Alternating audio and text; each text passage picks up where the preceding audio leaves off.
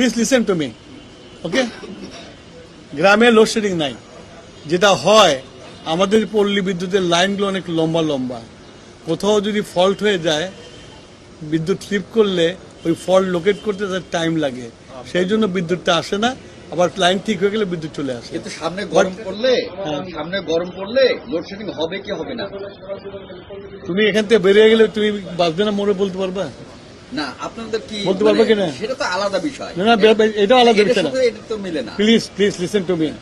আমি আগে একটা কথা বলছি, মেশিন, যন্ত্র যদি হঠাৎ করে খারাপ হয়ে যায়, তাহলে তো আমার সিস্টেম থেকে কিছুটা পাওয়ার তো চলে যাবে, তখন তো আমাকে লোডশেডিং দিতে হবে। কিন্তু তেলের সংকটের কারণে লোডশেডিং হবে এরকম কি? তেলের সংকটের কারণে কোনোদিন লোডশেডিং হয় নাই।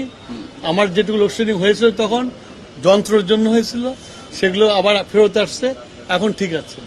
তেলের কোনো সংকট কখনোই হয় নাই, এখনো হবে না, কখনোই হবে না, because I have sufficient stock এবং আমরা পারচেস করে যাচ্ছি।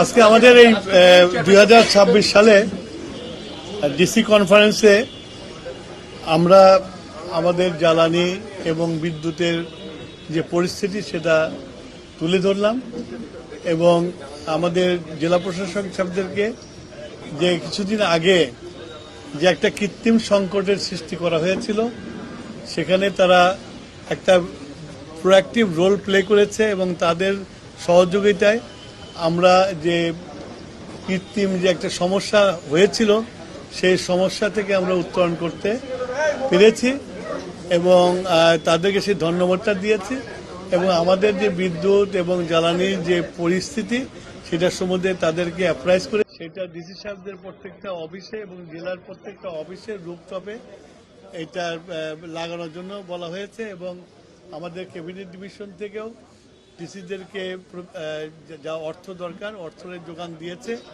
এবং তাদেরকে অতি দ্রুত 2 মাস 3 মাসের মধ্যে এটাকে শেষ করার জন্য তাদেরকে অনুরোধ করেছি এবং তারা সেটা সেই কাজটা হাতে নেবে। হাতে নিলে আমাদের বিদ্যুতের অনেক সাশ্রয় হবে। এখন লোডশেডিং একটা সাময়িক ব্যাপার ছিল, যেহেতু এটা মেশিন, সেই সময়টাতে 2টো মেশিন নষ্ট হয়ে গিয়েছিল। সেগুলো আমার মনে হয় কয়েকদিন আগে আমি একটা সেমিনারে বলেছিলাম 7 দিনের মধ্যে আবার লোডশেডিং শেষ হয়ে যাবে। এখন কোনো লোডশেডিং কোথাও নাই। যদি কোথাও বিদ্যুৎ না থাকে তাহলে লাইনের ফল্টের জন্য বিদ্যুৎ থাকে না, কিন্তু আমাদের যে জেনারেশন আছে সেই জেনারেশন দিয়ে আমরা লোডশেডিং মুক্ত রাখতে পারছি। মানে আমি একটা কথা বললাম এখান থেকে, তো load shedding, please listen to me, okay? গ্রামে লোডশেডিং নাই।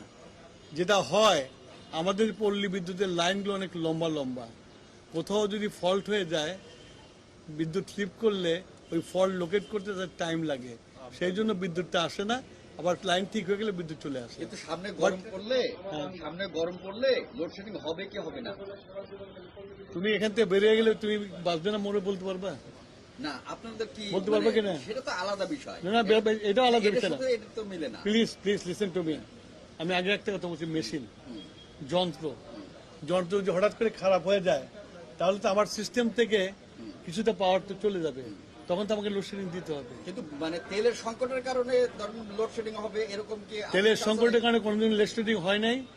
আমার যেটুকু লোডশেডিং হয়েছিল তখন যন্ত্রের জন্য হয়েছিল, সেগুলো আবার ফেরত আসছে, এখন ঠিক আছে।